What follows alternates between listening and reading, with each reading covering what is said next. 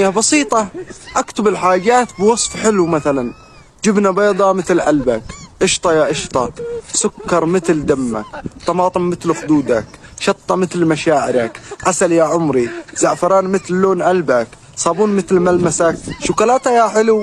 اليابانية رجعت البيت وكتبت الحاجات لزوجها، بصل مثل ريحتك.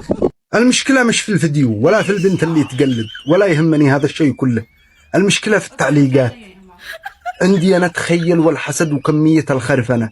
عندي أنا 3000 تعليق في المنشور حقي يقولوا لي بطل خبالة، والله انك كذاب خراط، ما احنا حنصدقك. وعندها 2000 تعليق يقول لها اقسم بالله والله العظيم وراس امي واولادي ومرتي ان انتي صادقة وما جبتي الا الحق، والصوت صوتي والكلام حقي وانا مؤلف والمنتج والمخرج، وقال قسما بالله ما جابت الا الحق. لا إله إلا الله يا خروف، لا إله إلا الله.